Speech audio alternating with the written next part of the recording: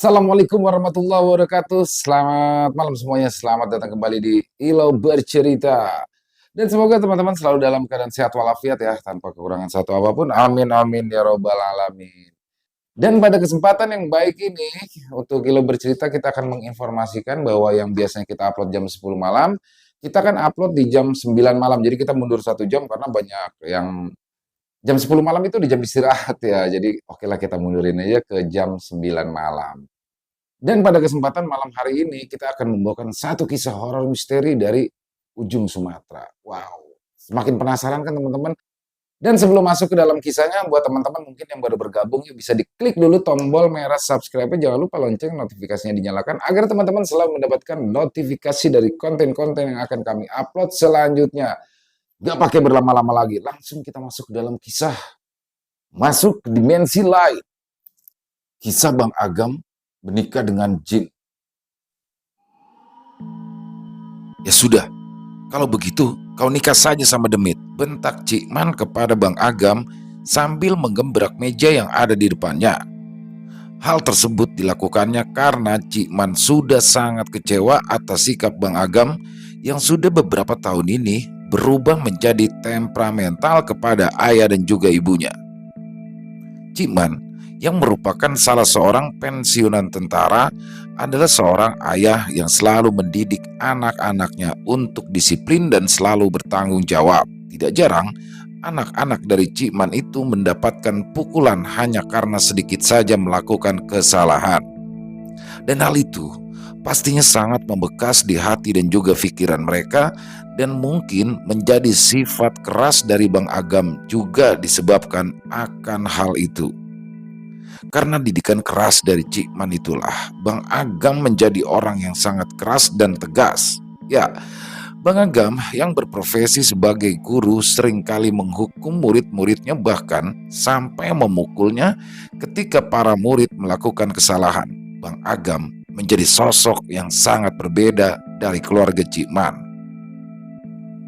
Sikap kasar dan temperamental Bang Agam pun semakin menjadi ketika lamarannya ditolak oleh gadis yang sudah dipacarinya selama 7 tahun. Hari yang seharusnya menjadi hari bahagia untuk Bang Agam berubah menjadi hari paling kelam dalam hidupnya. Selama 7 tahun Bang Agam dan kekasihnya itu menjalin tali kasih dengan harapan untuk dapat duduk berdua di kursi pelaminan, pun harus pupus ketika keluarga dari sang kekasih menolak lamaran keluarga dari Bang Agam. Dan sejak saat itulah Bang Agam bersikap lebih dingin dan mudah marah. Di usianya yang sudah menginjak angka 30, Bang Agam pun belum juga menemukan lagi seorang kekasih. Hal itu juga dikarenakan sikap dingin dari Bang Agam kepada perempuan yang sebenarnya tertarik dengannya. Tapi karena merasa sakit hati dan belum dapat bangkit dari keterpurukannya itu, Bang Agam menjadi acuh tak acuh kepada setiap perempuan dan menganggap bahwa semua perempuan itu hanya bisa menyakiti hatinya.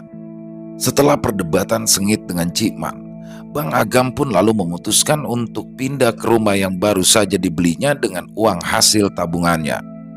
Bang Agam pun meminta kepada keluarganya agar tidak menemuinya karena dia ingin menenangkan diri terlebih dahulu.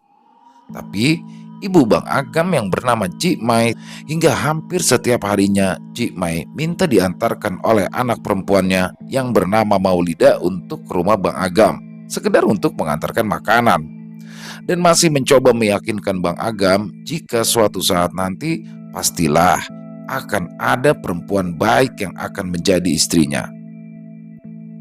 Tolong Bu, tolong jangan singgung-singgung lagi soal pernikahan. Agam sudah muak dengan kata-kata itu. Agam juga tidak lagi peduli dengan perempuan manapun, dan mungkin Agam tidak akan menikah selamanya di dunia ini, ujar Bang Agam yang semakin membuat ibunya menjadi merasa sangat sedih. Kau tidak boleh berkata seperti itu, Nak. Setiap orang pasti akan ada jodohnya. Allah akan memberikan kau perempuan yang baik nantinya. Jangan kau berpikiran seperti itu, balas Cik Mai dengan penuh kesedihan. Mendengar semua nasihat dari sang ibu, Bang Agam malah justru semakin frustasi dan semakin menyesali perpisahannya dengan kekasihnya dulu. Hingga di suatu malam, pikiran Bang Agam pun semakin jatuh terpuruk. Dia pun memutuskan untuk mengakhiri hidupnya. Tapi bersyukur, Bang Agam masih kuat iman sehingga dia akhirnya menyadari semua pemikiran yang salah. Sekitar lebih dari 1 tahun menempati rumahnya sendiri, sikap Bang Agam pun kini perlahan berubah. Kini, Bang Agam menjadi pribadi yang baik, bertutur kata lembut dan lebih sering pulang ke rumah Cik Man untuk mengunjungi ayah dan ibunya, serta kedua saudaranya. Semua orang pun merasa sangat heran dengan perubahan sikap Bang Agam yang kini 180 derajat berbalik. Dan atas perubahan sikapnya itu, Cik Mai mulai menanyakan kembali soal pernikahan karena saat itu usia Bang Agam sudahlah sangat matang karena sudah lebih dari 30 tahun. Allah belum kasih jodoh buat Agam, Mak. Mama yang sabar ya. Tidak usah lagi memikirkan soal pernikahan Agam. Jika suatu saat nanti Agam masih hidup, pastilah akan ada jodoh untuk Agam, ujar Agam kepada ibunya. Semoga Allah lekas kirimkan jodoh untuk kau ya nak, balas sang ibu sambil mengusap lembut kepala Bang Agam. Perubahan sikap dari Bang Agam sungguh membuat Cik Mai dan Cik Man senang karena mereka sendiri melihat sikap ramah, santun dan lembut dari anak lelaki keduanya tersebut. Selain keluarga dari Bang Agam, teman-temannya pun kini dibuat heran atas sikap ramah Bang Agam. Bahkan murid-murid dari Bang Agam pun sangat senang karena guru yang dulunya dianggap paling galak di sekolah mereka kini sudah berubah menjadi guru yang sangat menyenangkan. Akan tetapi hal itu tidak berlangsung lama karena beberapa bulan kemudian Bang Agam jatuh sakit dan langsung meninggal dunia. Padahal saat itu Bang Agam hanya mengalami demam biasa dan hanya perlu beristirahat untuk sekedar memulihkan kondisinya. Tapi Allah punya kehendak lain. Bang Agam pun kembali ke sisinya di saat semua orang sedang bahagia atas perubahan sikapnya itu. Hal-hal janggal di luar nalar pun mulai terjadi setelah pemakaman Bang Agam. Seperti kebiasaan adat di daerah di sini, jika ada keluarga yang meninggal dunia, maka keluarga lainnya akan menggelar kenduri dan juga dilakukan dengan pengajian Yasin serta tahlil. Dan karena Bang Agam meninggal di rumahnya sendiri, maka kenduri dan pengajian pun diadakan di sana.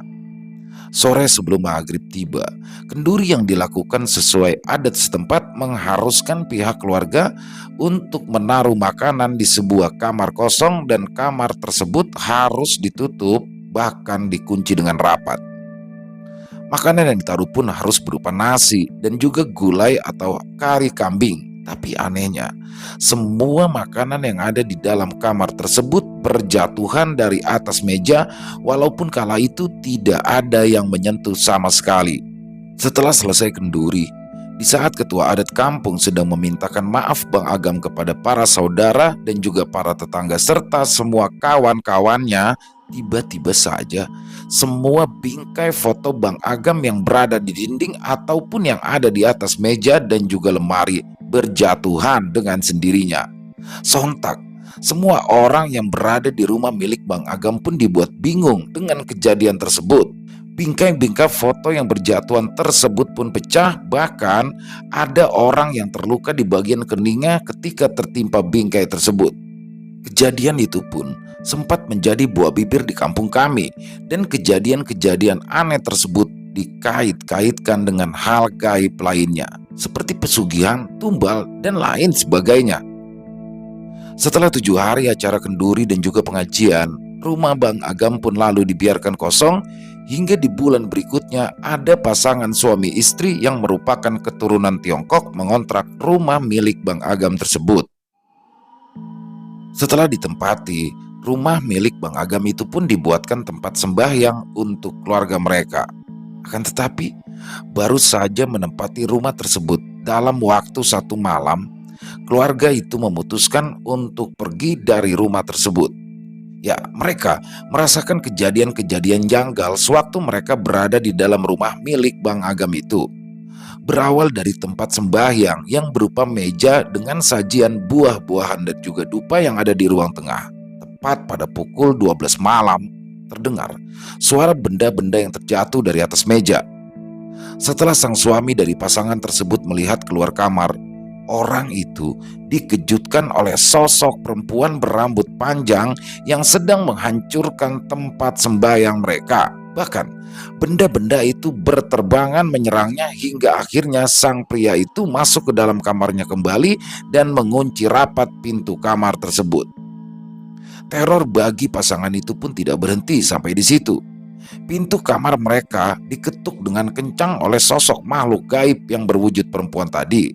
Ketukan pintu pun terdengar makin kencang hingga pintu bergetar dibuatnya. Di keesokan paginya, pasangan suami istri tersebut lalu mendatangi rumah Cik Man dan meminta kembali uang sewa yang telah diberikannya. Pasangan tersebut mengaku tidak tahan atas teror dari sosok makhluk gaib yang mendiami rumah milik Bang Agam itu. Setelah rumah Bang Agam kembali kosong, Maulida pun ditugaskan oleh kedua orang tuanya untuk menyalakan lampu rumah tersebut ketika sore hari dan mematikannya di pagi harinya. Itu rutin dilakukan setiap hari. Kejadian mistis pun mulai dirasakan oleh Maulida. Ketika dia sudah terlalu sore kala itu datang ke rumah Bang Agam, hampir sebelum azan maghrib berkumandang, Maulida datang seorang diri ke rumah itu untuk menyalakan lampu. Tapi Maulida pun dibuat terkejut ketika seluruh lampu yang ada di rumah Bang Agam kala itu sudah menyala semua. Dan karena didorong rasa penasaran, Maulida pun lalu memberanikan diri untuk melihat ke arah dalam rumah dari jendela samping yang hordengnya tidak tertutup kala itu.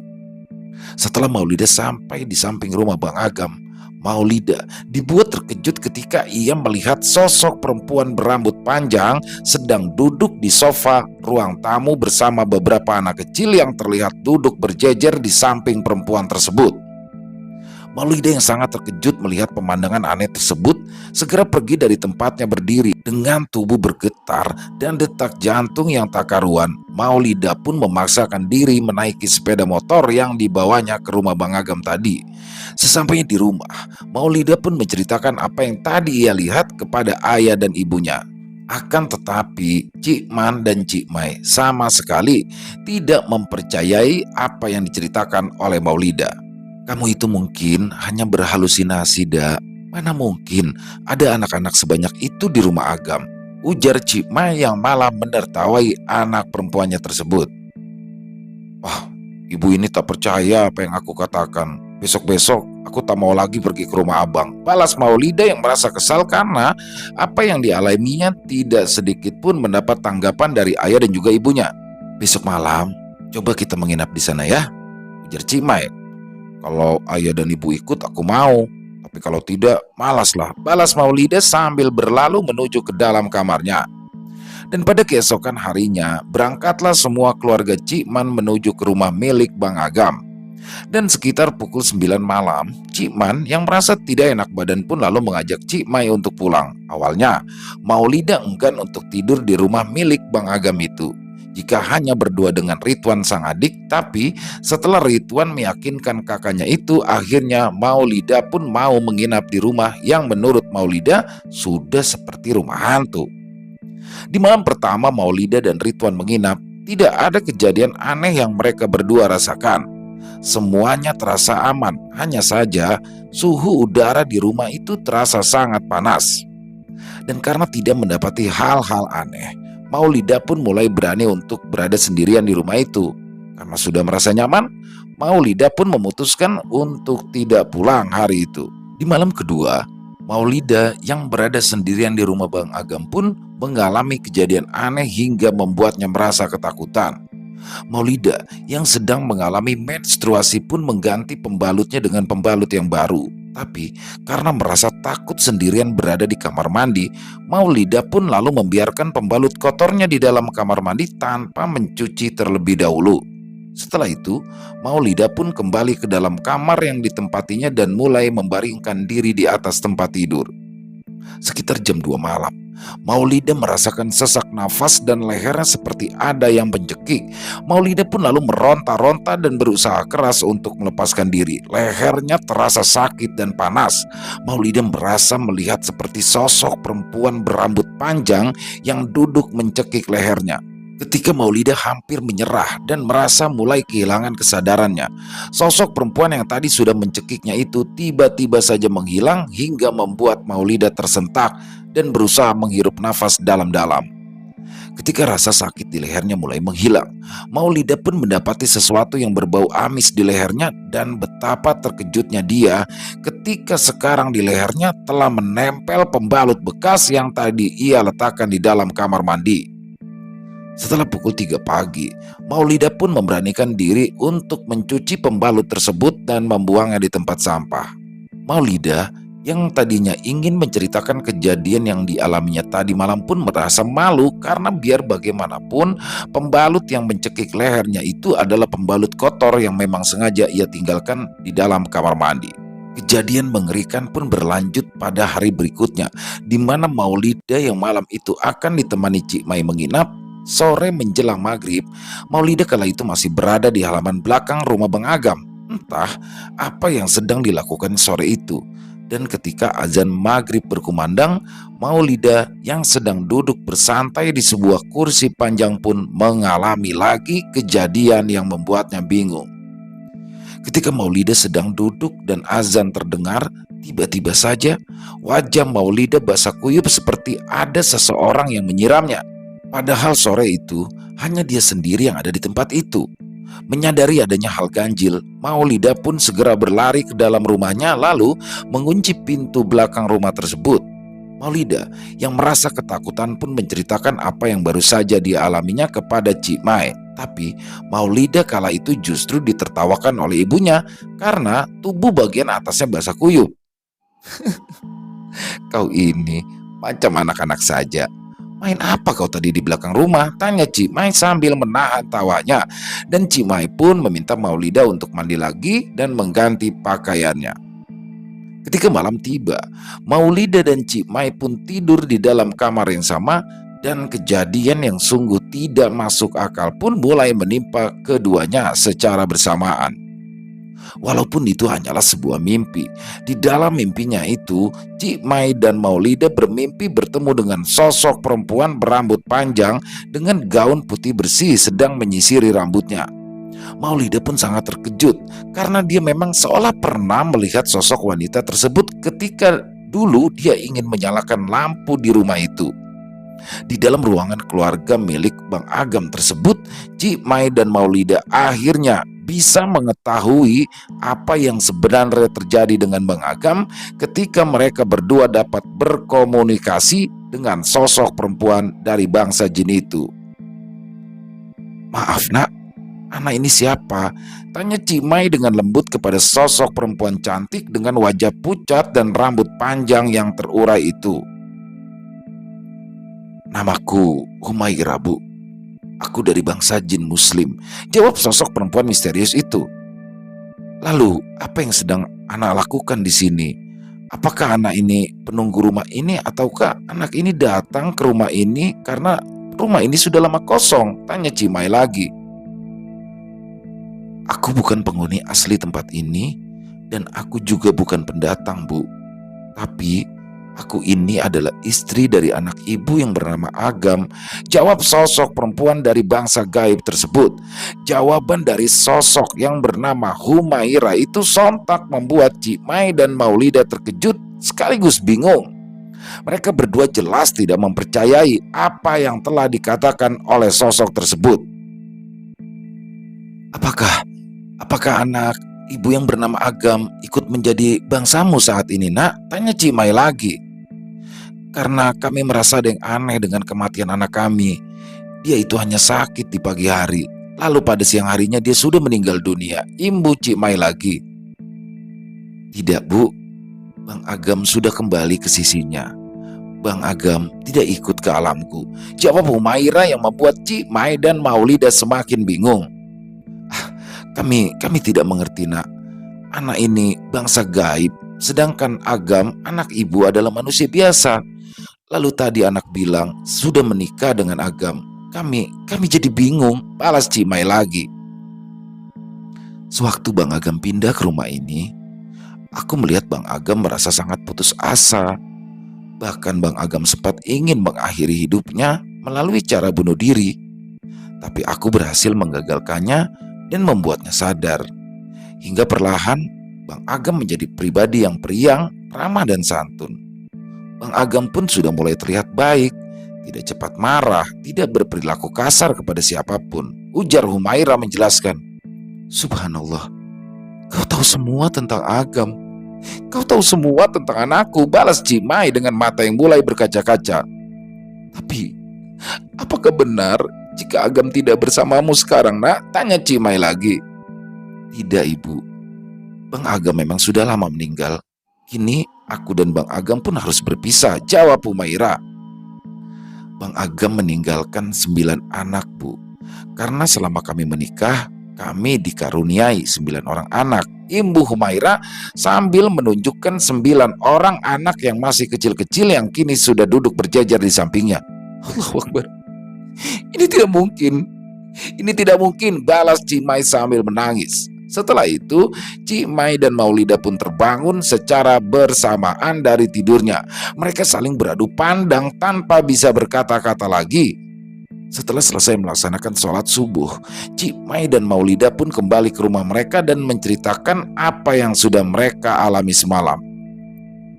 Kami berdua bermimpi mengalami hal yang sama, Bang, ujar Cimai dan Maulida menjelaskan kepada Ciman. Baiklah, coba nanti malam kita minta tolong dengan Ustadz Hamzah supaya beliau bisa bertanya langsung kepada makhluk yang mengaku sudah menjadi dari istri almarhum Agam, ucap Ciman yang juga merasa heran atas apa yang sudah diceritakan oleh istri dan anak perempuannya itu. Ciman pun lalu segera menemui Ustadz Hamzah untuk menanyakan kebenaran dari apa yang dialami Cimai dan juga Maulida.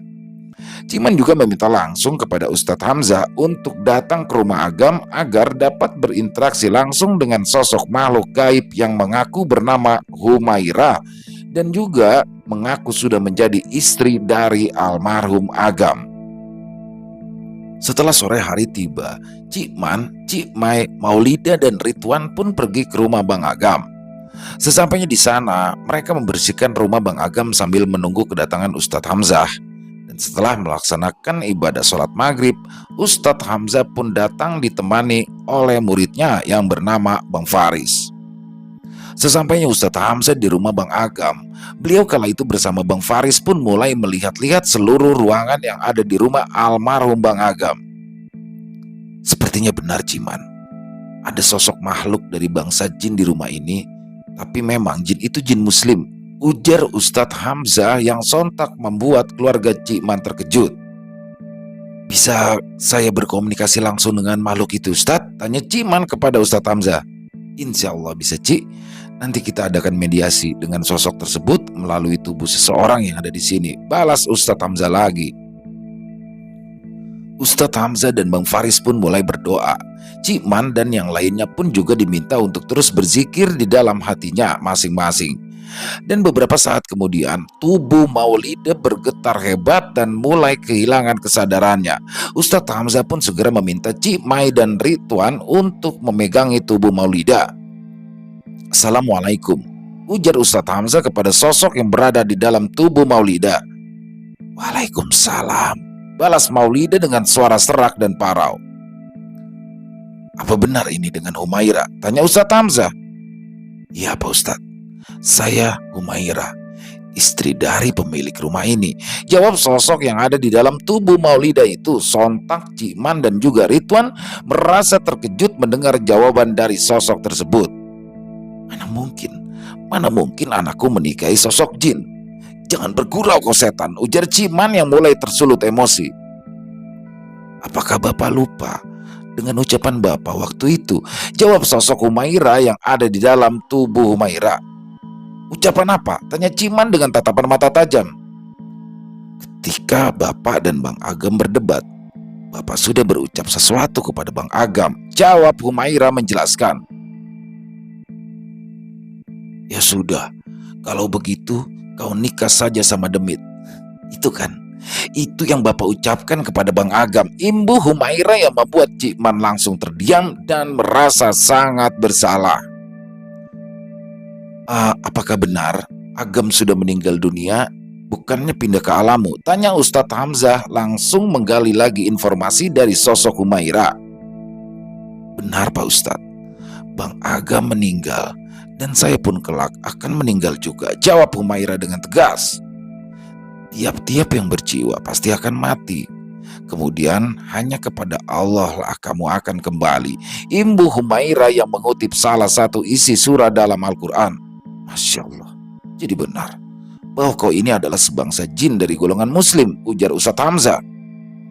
Sekarang tolong jelaskan kepada kami, bagaimana kau bisa menikah dengan almarhum Agam, dan juga tentang kejadian-kejadian janggal yang sudah dirasakan Maulida di rumah ini. Ibu Ustadz Hamzah meminta kepada Humaira menjelaskan.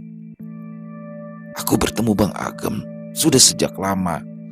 Bahkan aku tahu ketika orang tua Bang Agam berucap kasar kepada Bang Agam untuk menikahi Demit.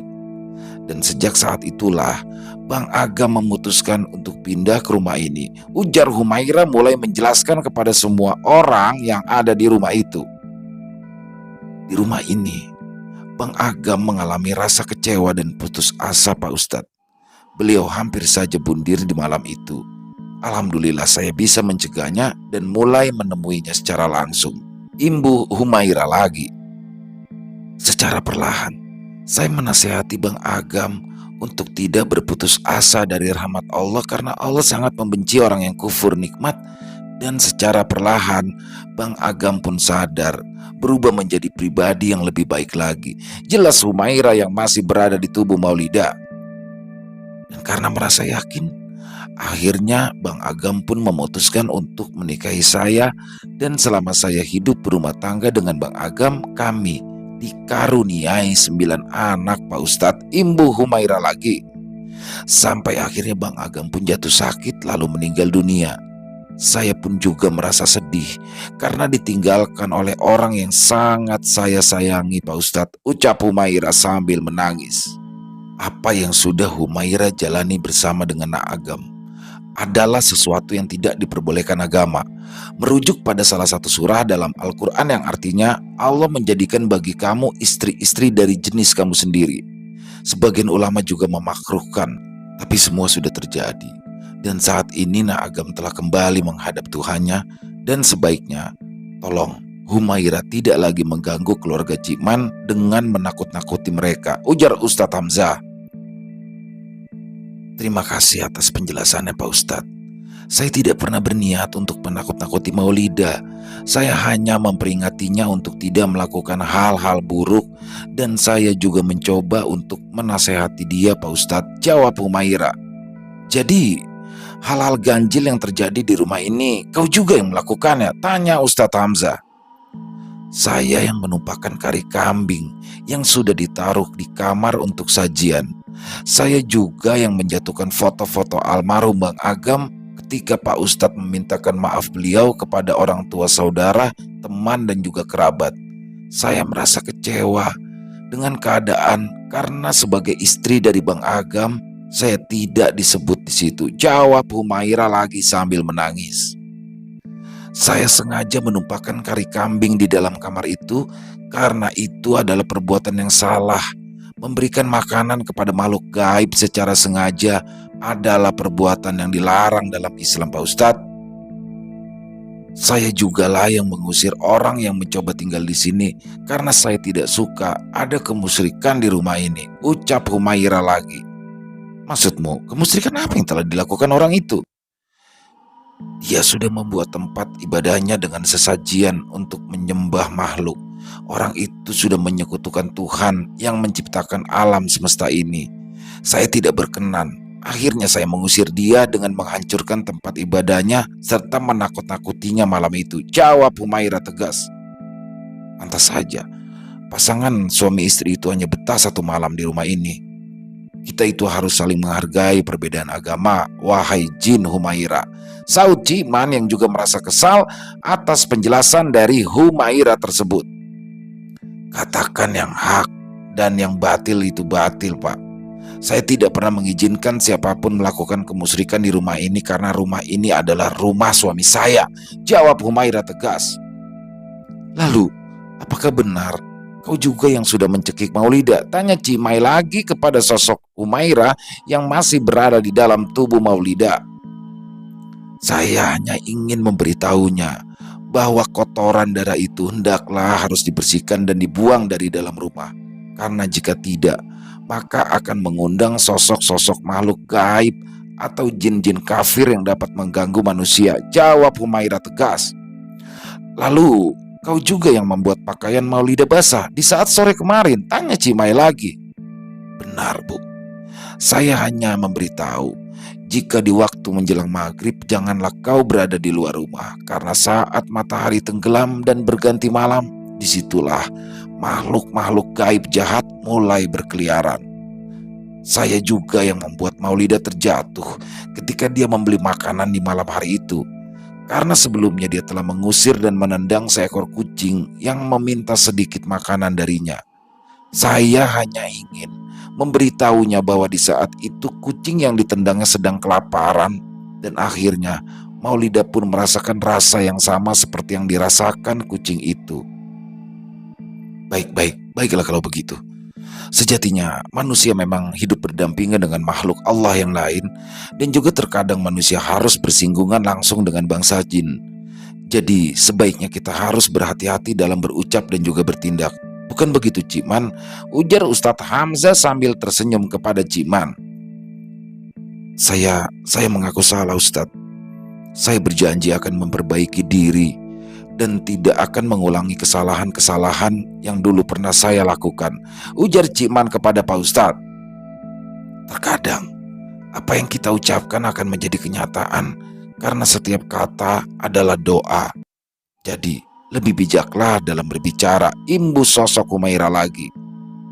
Baiklah Humaira, kami semua sudah mengetahui apa yang sebenarnya terjadi. Sekarang kau bisa kembali lagi ke alammu, dan saya meminta agar kamu tidak lagi mengganggu keluarga ini, ujar Ustadz Hamzah kepada sosok jin Humaira. Baik Pak Ustadz, saya pamit undur diri. Wassalamualaikum warahmatullahi wabarakatuh, ucap Humaira yang langsung pergi meninggalkan tubuh Maulida. Tubuh Maulida pun seketika lemas dan dia kini mulai mendapatkan kembali kesadarannya. Dan setelah selesai dengan urusan itu, Ustadz Hamzah pun lalu berpamitan untuk pulang bersama Bang Faiz.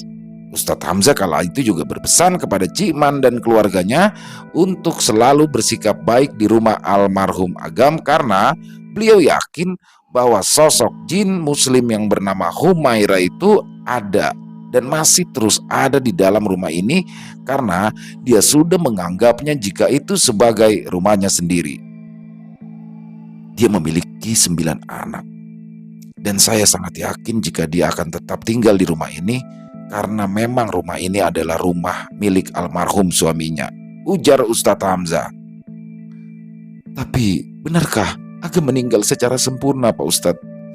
Apakah Agam tidak ikut ke alam gaib tempat Humaira itu berada? Tanya Cimai yang masih penasaran dengan keberadaan Agam.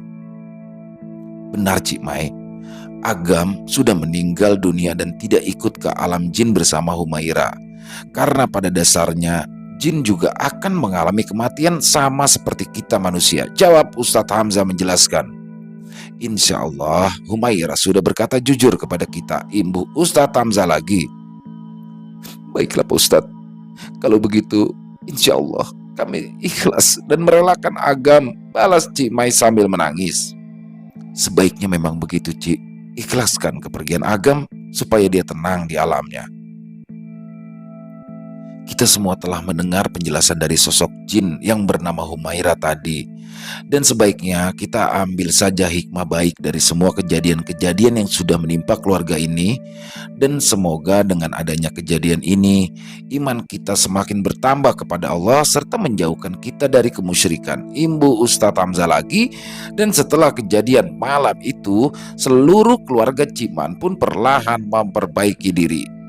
Maulida yang juga memiliki sifat keras seperti Cikman pun perlahan menjadi seorang wanita yang lembut dan santun. Selain itu, Maulida pun kini terlihat lebih tekun dalam hal ibadah.